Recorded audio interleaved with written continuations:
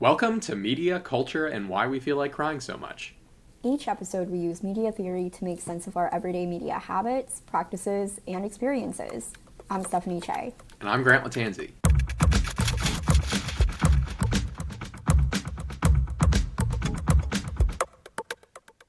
We are here to talk about the way that we engage with subscriptions, with products, and media in our day-to-day life. And while we were prepping for this episode, I started making a list of all of the subscriptions that I have observed through either my everyday life or by watching vlogs, by being on social media. And there is a lot because when we first say subscription, I immediately think to okay, Netflix, HBO, Spotify. But then I was like, no, we also have subscriptions for pet toys, for wine, for coffee. These things come up to your house on a monthly basis. These are frequently on gift guides. Back in the day, early YouTube, there was Ipsy, where you would get little makeup pouches. And in it, you would get 5 makeup products, and you got that on a monthly basis, which I never understood because I'm like, by the end of the year, you're gonna have 100 products in your drawers anyway. But then I also thought news, thought pieces, the newspaper you have to subscribe to, the New Yorker, the Atlantic, all of that you have to subscribe to in order to get either a physical media copy to access some of their pieces online. And then this one pisses me off so much. Alarm clocks. Why does an alarm clock need a subscription? And I'm specifically talking about the Hatch alarm clock. There are also a lot of sponsored videos with the Hatch alarm clock, but I need to rant about this one first because I feel like this really shows how insane subscriptions are. Media, fine, I'll take it. But with an alarm clock, it's called the Hatch alarm clock. You pay, the latest model is $169 for an alarm clock. And then for $4.99 a month, you get alarms and you can actually control your clock and stuff.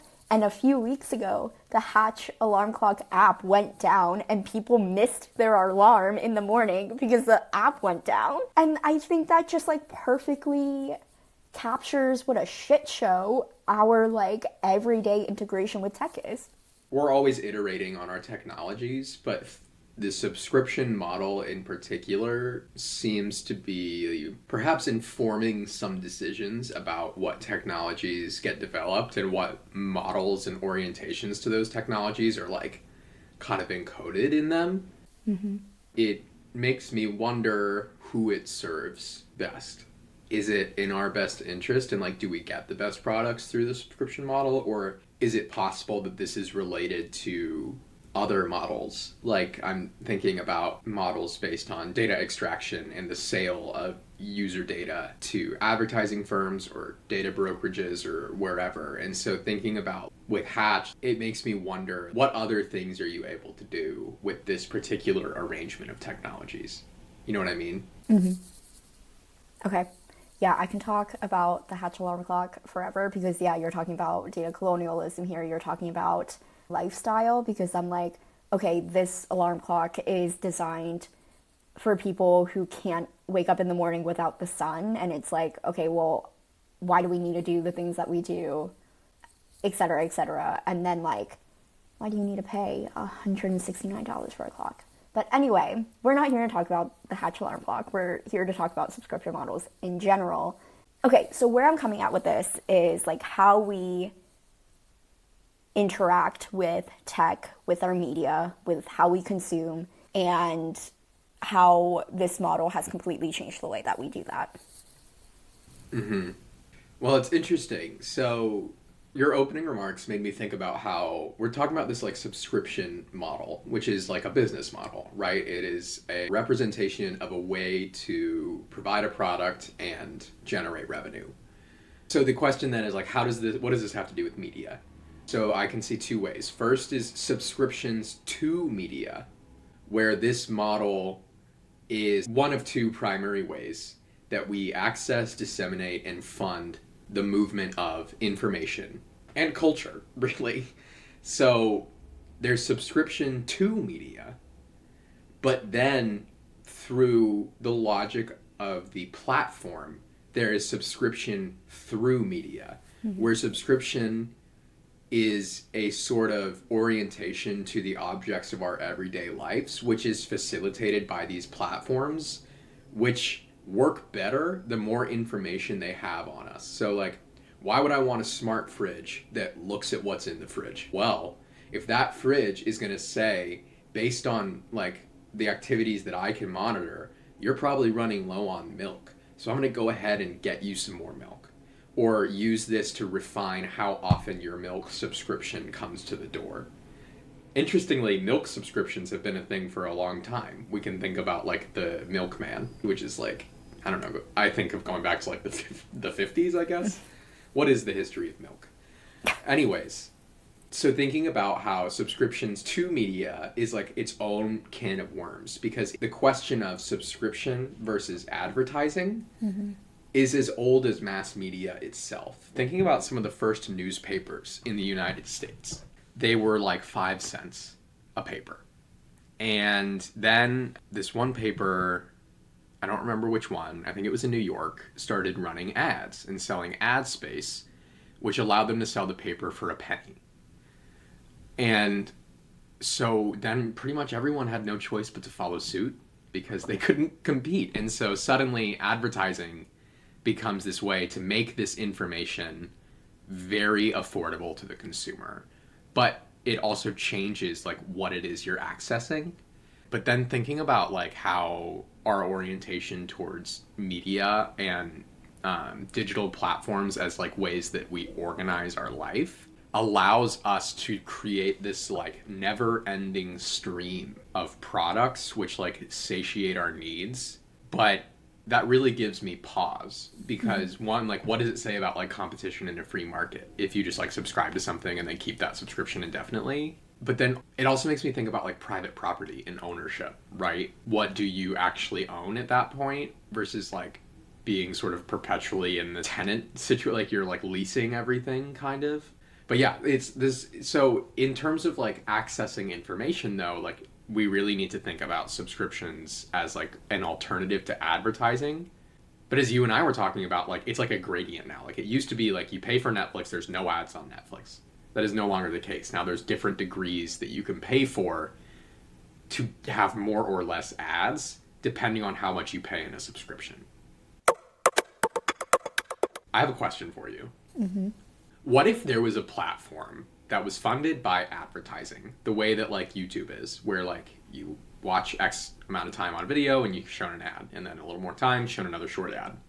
What if you could designate time where it's like, okay, for this hour, I'm gonna watch just ads in exchange for no advertising for an extended period of time. So it's like, instead of paying a subscription, you sell your attention all at once so that you can consume and engage with whatever content you want to engage with.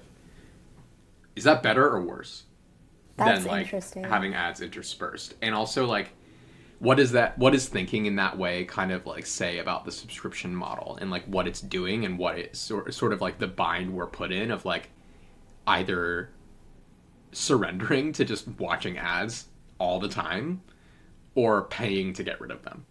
That's interesting. Because if you just sit down for a day, like, let's say on a Tuesday, and you just put out all your ads and you just turn the volume off and you can just have it running, and then you can just go with the rest of the month ad free. But then are they going to be like, okay, no, you have to have your sound on at a certain decibel and all of that? Yeah, that's interesting too. These platforms are, staying with the YouTube example, they are constantly in a position where they need to balance multiple markets. They need to appeal to the users and the people consuming content, and also the people creating content, and the ad sellers. So they have this sort of really delicate balancing act they've put themselves in between these different markets. And I often find myself looking for, like, another way, especially when it comes to, like, accessing information and participating in, like, a common culture. Which model lends itself to, like, a fair type of engagement? Yeah. So in preparing for this, I wondered, like, what media do we consume that's not behind a subscription wall? And that's, like you said, YouTube, TikTok, Instagram. Now they're slowly starting to introduce paid features, but that's not the common way of interacting with the content that's on there. Mm-hmm, mm-hmm. And arguably, so many people, if you, quote, buy into that with your attention and you spend time on it, yeah, you are a part of that culture and it's easier to access that. All you have to do is have a phone plan, have a phone, and that's how you engage with it. But then, if you pay, you're at that next tier of, oh, I can engage with other people about a TV show. I'm thinking about, like, the way that we watch TV and how we talk about TV. So, let's talk about The White Lotus. White Lotus is on right now, new episodes every Sunday at 9:30 p.m. That should be an ad break right there. But because I pay for HBO, I have access to White Lotus, and I can talk about it with people on a weekly basis. And then you have the people who don't want to pay multiple subscriptions in a month, and they get a subscription to one platform for 1 month, watch everything at one time, and they are, quote, behind on the cultural discussion of this media piece. It's like, oh, you're watching White Lotus now, like... You missed the sort of, like, in-time wave. Yeah. Where, yeah. And then I also subscribed to New York Magazine, and they had a subscriber-only newsletter for White Lotus. And that's another way of engaging with the media. And because I have access to the New York Magazine, I am able to have access to that content and that discussion for a piece of content that I only have access to because I pay. It's interesting to think about how the things that we have to subscribe to, like, we still kind of see in other mediated environments or non-mediated environments. Like, someone might bring up White Lotus and you haven't seen it or whatever. Or, like, right now, like, everyone's talking about Succession, or not Succession, Severance, yeah.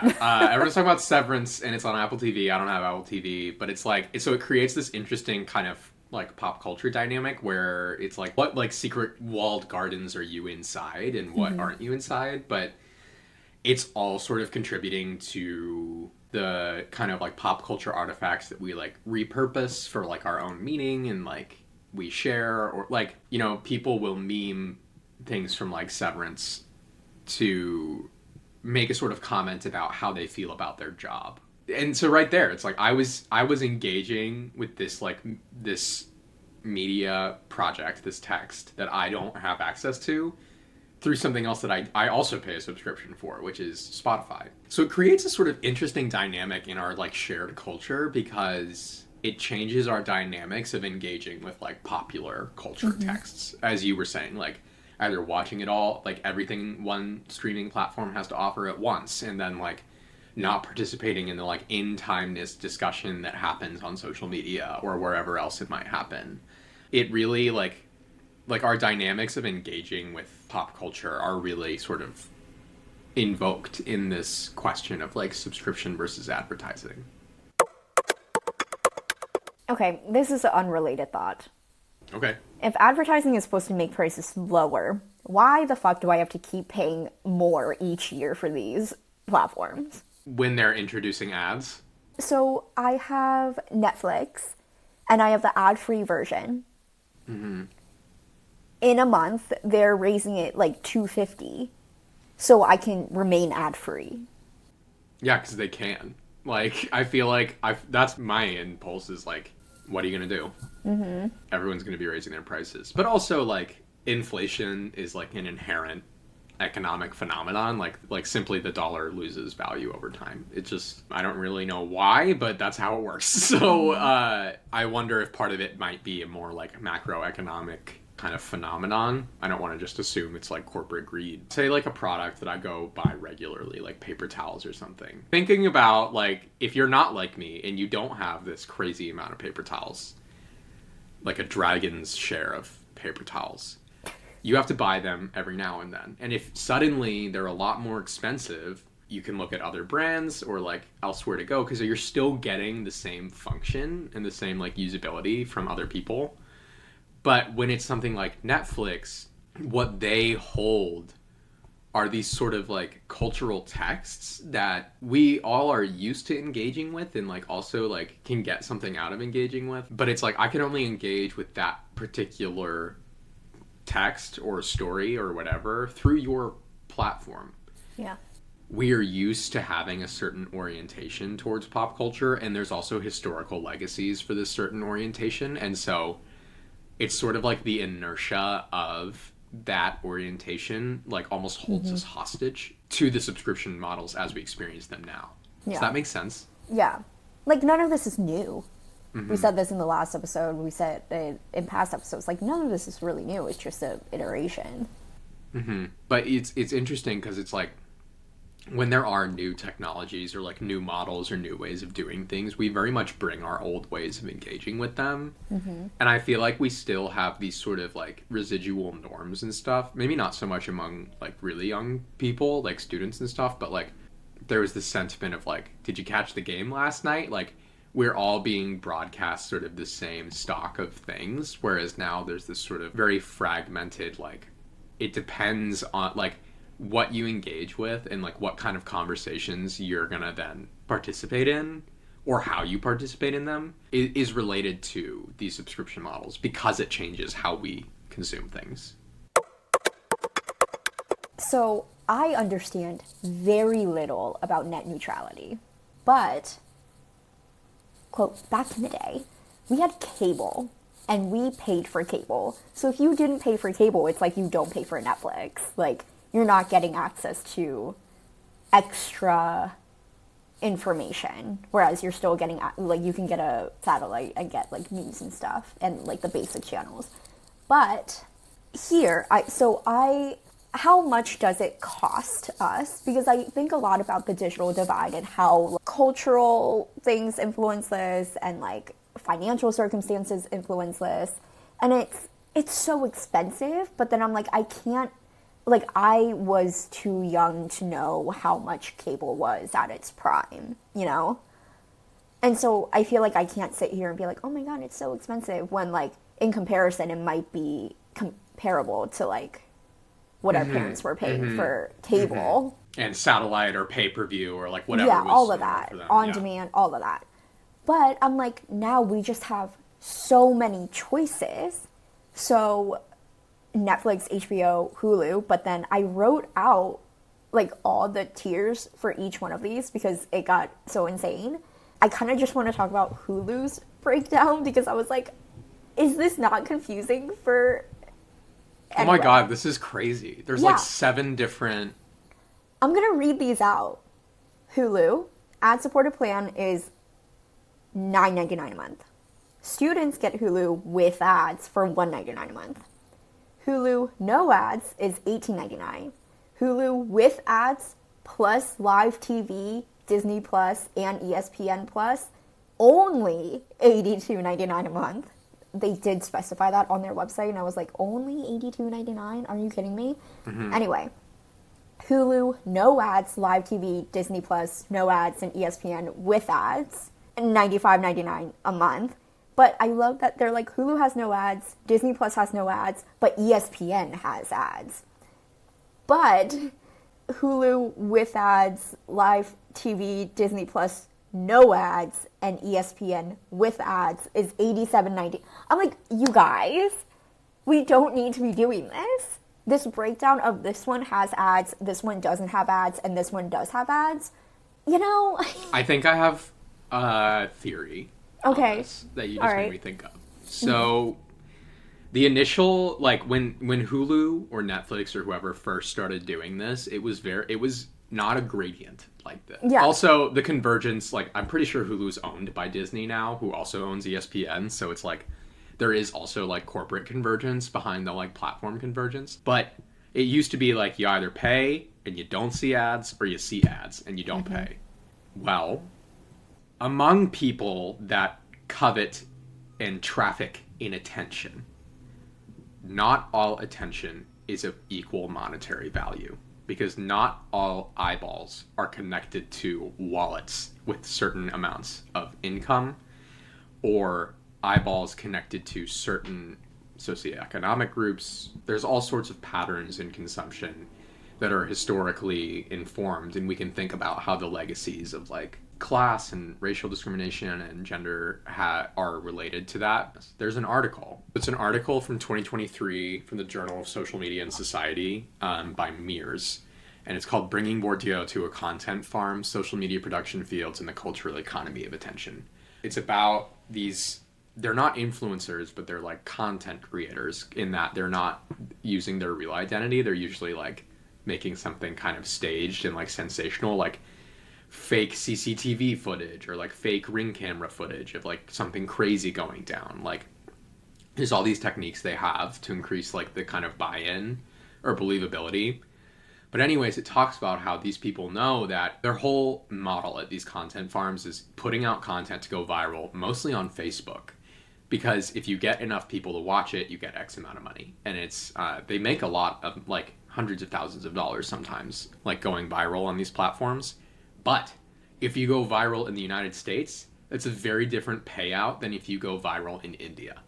So their resources understood to be available to different consumers sort of and like how likely they are to like give that to you, to spend that on your product, like for how likely they are that your ad translates into money is what determines the value of that attention. So then thinking about how if these platforms, they like split it, right? They're like, you guys don't watch ad, like the people that have more money to spend aren't watching ads. Well, now we're only showing ads to the people that don't really like to spend money or don't have as much money to spend. So we need to find a way to keep getting ads in front of more valuable eyeballs. And so let's introduce these gradients or just make it so there's not a choice anymore. It's interesting to me. It kind of seems like it's an attempt to like have your cake and eat it too. You do have this sort of like, yeah, we're not selling ads to you, like you're paying to get through the ads and like we're generating money through the subscription service, but we still need to show you ads because you're our valuable eyeballs. Just a thought. While you were talking about that, I was thinking about like what ads get shown. So I'm using someone else's Peacock account right now. However, on Peacock, the only ad that I am getting is Liberty Mutual. Oh, their ads are so annoying. They're so fucking annoying. And I'm like, I will never get Liberty Mutual just because I am so annoyed by them. And I'm like, this has to be counterproductive, right? I wonder about that a lot. Like, yeah, like, when there's companies that have a really annoying ad or an ad that is just, like, so overexposed, it's like, does it have that opposite effect? And, like, they must know if it does. And are always trying to find that, like, balance between, like, getting a lot of people to see it, but not, like, overdoing it. But then I'm also like, is this, like, a low ad space? So they're like, the ends justify the means, kind of. I don't know what their advertising structure is, but yeah, or it could just be a product of like the design of the system, and like that's not like intended that you're just seeing Liberty Mutual ads, but it's like whatever their algorithm has determined is like probably the most optimal thing to show. When newspapers really kind of came into their own and like it was understood that ads were a really important way that newspapers and magazines function, it started to be common to refer to the space where the news goes as a whole. It was like, that's like not real. Like the main event is the structure of the ads. The news is just there to fill the hole in between ads. I'm trying to decide whether or not to bring up my high school newspaper experience. Tell me about it. So I was on the high school newspaper all 4 years, and a portion of our grade was whether or not we met our ad quota. Oh, wow. And so us high schoolers were going to these businesses being like, hi, would you like to purchase ad space in our high school newspaper?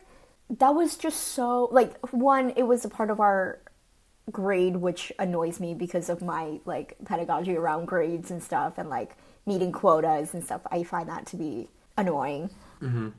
But how it's ingrained in us from the time that we start working in this field. Like, I have never known working in this field without doing ads. Like, ads for newspapers, ads for, like, if you're making content, you're doing, like, not that I have ever done a sponsorship, but, like, that is my expectation of eventually. Like, we went into this podcast being like, oh, we're going to have ads at some point. Yeah, because that's what podcasts do. Yeah. And just, like, how that is just such a standard. On the one hand, I agree with you, like, pedagogically, probably not how I would pursue it, but that is sort of, like, mirroring the professional world that you're kind of trying to, like, learn about. And so I kind of get it in that regard. My thing is, something that kind of, like, stops me from being just, like, we should outlaw ads is the fact that promotion is a very normal and pervasive type of communication. Like, it's very normal to promote certain things, and, like, that is, like, I always hate when, like, advertisers or, like, marketers are like, we help people know what they want. It's like, because in a way you do, because there's a lot out there, and I do need, like, someone to sort through that sometimes, but it's like, is that really what the whole system amounts to? Is me, like, being a more informed consumer? Or is it simply that it feels like a rampant type of communication? Like, it feels like it's run away. And I think going back to the subscription model, there was a moment where it seemed like it would, like, curtail this, like, rampant advertising and this sort of rampant, like, appeal to us as consumers. But it's not. So why not? Like, that's why I was bringing up, like, the difference in, like, how different attention is understood as having different monetary value. Something I've been thinking about, going back to subscriptions through media, and I think that's sort of, maybe we should try to move into that now. Mm-hmm. Again, it's like these subscriptions are organized by media. And so I have some everyday stuff, like moisturizer, really, like, mostly toiletries, or, like, sort of, like, non-perishables that simply are just, like, notably more expensive at the pharmacies near me, so I buy them through Amazon. And every time I do, it's like, subscribe and save. That's this idea, is that it will say, like, hey, we see you ordered this. Like, it says, like, you ordered this in January 2024. Like, subscribe and save. And I wonder, what is the vision of us as, like, of consumers that is, like, advanced by this idea? Because you could do it with almost anything. Like, if these algorithms, and if through, like, monitoring technology, like, if there is a camera in your fridge, or if you are logging your diet through, like, MyFitnessPal or something, like, is there a way that then media in the form of platforms can coordinate these activities so that every object is, like, coming in as needed? This, I think, is Amazon's vision. And it works even better the more surveillance there is. Because then I can know when you need things, and I'm not sending you, like, a too much face wash, right? Or whatever you're trying to get. But what this is doing is making us automatic or, like, compulsory consumers. It takes away the moment where you can decide to disengage with something. And it's like, there's still a way out. Like, you can cancel your subscription or change your settings or whatever. But the point is, like, that moment where you sort of, like, reflect is, like, automated and kind of, like, obfuscated. So it's like, we actually become batteries in this, like, selling of lifestyle products. Like, we are by sort of, like, subscribing to them, our life becomes, like, as we consume these perishable things that are, like, destroyed in the object of using them, like moisturizer, we are completing the circuit of like this like lifestyle commodity complex as like batteries. And I just, I'm not saying that it's like a death of agency or whatever, but it does feel like it's trying to gloss over those moments and add like another layer to sort of like unconscious consumption, which further mystifies the fact that like for most products we enjoy, there's an underpaid labor force that's being exploited to create them, and then a whole chain of people doing work that we don't like to think about doing, or that seems to be sort of obfuscated by ads. Really, like they really mask the fact that like these things are made and are the product of someone having to sell their labor for a wage, and for too little a wage.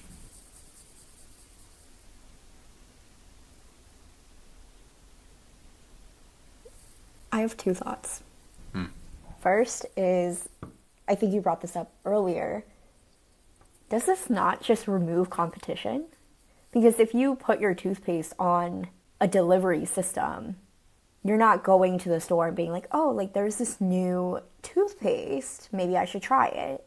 Or marketing being like, oh, here's this new toothpaste, you should try it.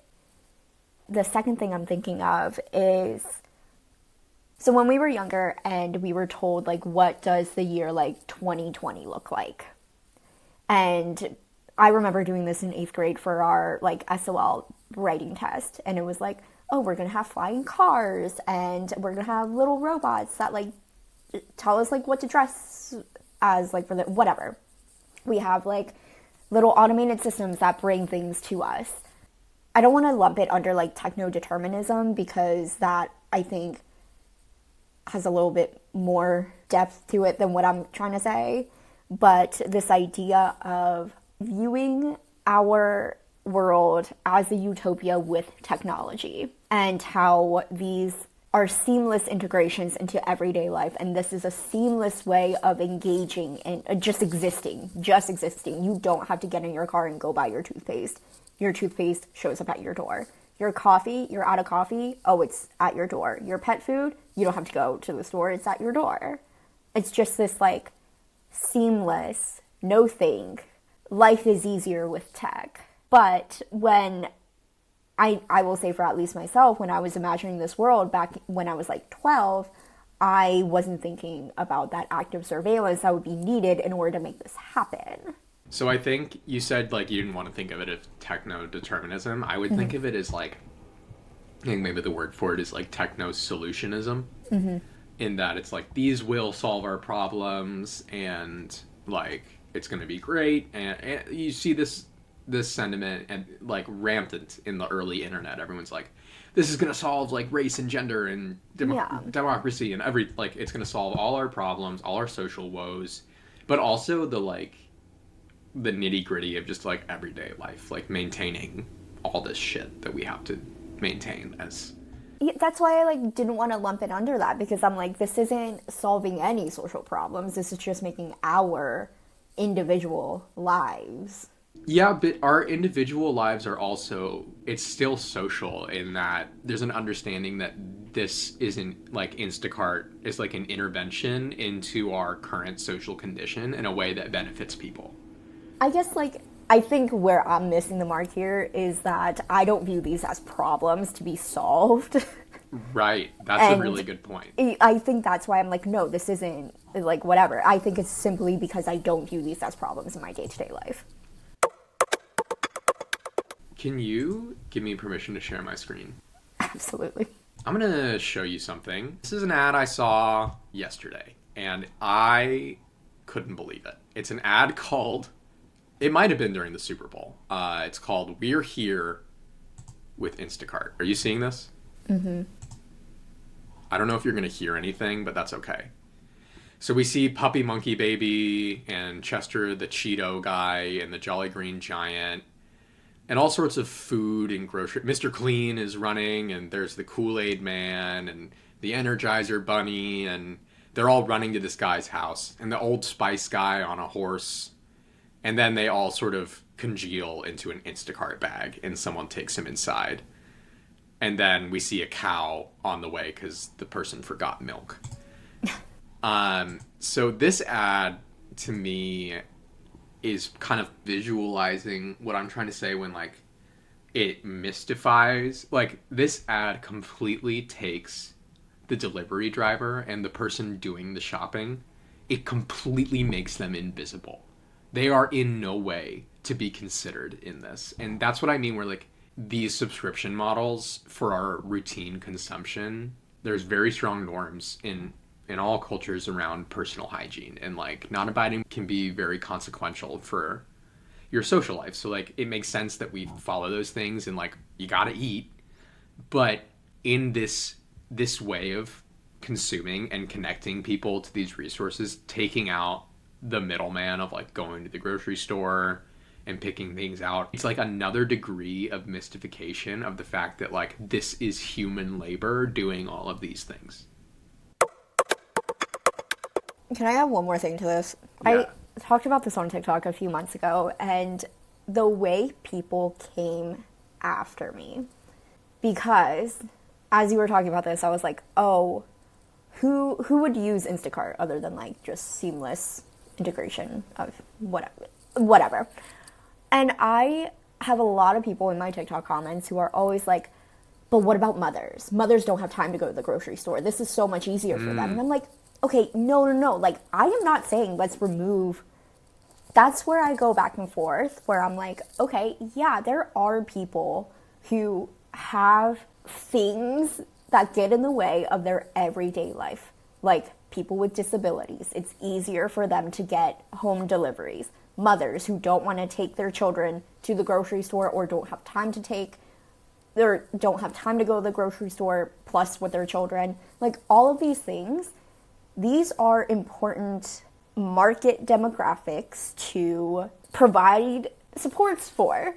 However, what if we were able to do all of this while not mining all of our data, without exploiting a delivery driver, without having all of this be on the like backs of minimum wage workers? Well, that's I mean, that's capitalism. Like, that's a much larger system. Yeah.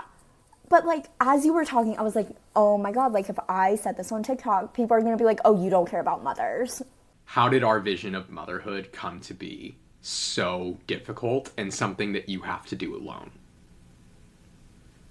Like, I guess that's all I would say is, like, you're thinking about a very specific idea of motherhood and, like, what that means and what it looks like. And you shouldn't take that for granted. We should push back on this vision of like mothers as like solely responsible for the household, one.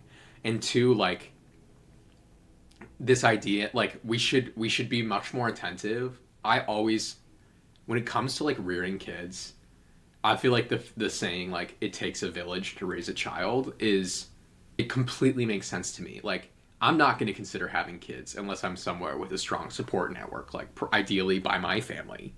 And so like we need to think about like why is there this like going it alone with the family, and like what sort of like social condition is that? Why are we so siloed and having to go it alone such that sources like Instacart become such a solution? And I also want to think about what are we saving time for, and does saving time actually help us? Because we've had this myth of like doing things faster to get things done more productively and efficiently for a very long time. But it doesn't make us feel like we have free time. If anything, it makes the clip faster still, so that it becomes even harder to keep up. And now it's like, well, if you're not doing Instacart, you're not gaining more time where you can be doing this. And I also want to think about how like things like thinking about like a mom using Instacart to get diapers and formula and all the stuff for the pantry and toiletries and household cleaning supplies. Again, it's like in that vision, how are we like reifying gender roles and kind of not problematizing like how can we apply sort of a feminist lens to this notion of like house labor? But what it's I think this very American vision of Instacart is doing is like reifying the idea of the superstore. Like we have this idea that there's one place where we can go to get like everything, and that's something we also shouldn't take for granted. But Instacart takes that to another degree, where it's almost like your pantry is a superstore if you only engage with this subscription process properly. I love that idea of focusing on like the superstore and like access, because like growing up, I went to H Mart for the Korean goods. We went to Giant for the American goods. And then like another store because the other place didn't have good green onions, and that place has the best green onions. Oh, I have so many memories like that running errands with my mom. Costco in bulk. But I was watching a vlog of somebody who lived in the US who moved to the UK, and how the superstore is like not a thing in Scotland, and how like you can't just go to a Walmart anymore and buy your paper towels, moisturizer, and your groceries. You have to go to like 3 different stores. And how like I never really thought of that. But also I want to go back to looking at our social situations of like, I hate when people comment stuff like that on my videos, because I'm like, yeah, let's talk about why mothers have to go back to work like within 3 months of them giving birth to a child. Let's talk about most companies not having paternal leave. Let's talk about like not having actual social supports for parents. Like, why are you coming after me for being like, let's critique this one like thing, and not critiquing like, yes, don't we want more for our parents in the society? Like, we want more for them than just Instacart? Exactly. Well, I think when people say, like, what about moms? Like, Instacart's so helpful to them. That's why I'm saying, like, you need to think about what motherhood is. Like, you need to think about, like, how are we... That's what techno-solutionism does, is it takes the problems of modern life and makes it something to solve through additional technological innovation and intervention, as opposed to a stepping back. Yeah. As the sort of first sense of what to do. But obviously, that's easier. It's harder to deal with the underlying political and economic reality, and one that is not easily stepped away from.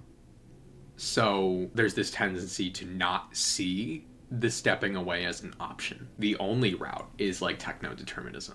And I completely disagree with that, but that's what I feel like is sort of the like underlying logic of what about moms when it comes to critiquing these things. And because we're also not saying moms shouldn't use them. I go back and forth in this a lot. Like, I had one professor who like had an Amazon box and was like, don't think I shop at Amazon. Like, this is just because I ordered some books from the department and like they use it, but like I don't do that. And like, as much as I have problems with Amazon and many other services, like I'm using Google Docs right now as we speak, I have problems with it, but I also have certain things that I want to do, and I also am uncomfortable with like my decisions of consumption being like my side of like political agency. I think we talk about consumption. We push back on the idea about consumption as agency a lot. Yeah. But I don't know that we're ever very helpful in like what to do about it. But I think imagining, to me, like that's what we're trying to do here is like, I want those people that are seeing your video and being like, what about moms? To be like, what about moms? Like, why are they in a position where they need Instacart so badly? Or like where that's seen as like solving these problems for them. I think that's an important first step. Thanks for listening. Make sure to subscribe to us wherever you listen to this podcast, and follow us on Instagram at Media, Culture, and YPod, where you can share your thoughts, engage with us, and we'll keep you updated on new episodes. And thanks to Eric McGowan, who made this episode audible and visible, and Torres for doing what we hate most and making sure people find out about our podcast on social media. Join us next time, where we'll unpack another part of our media lives. Bye.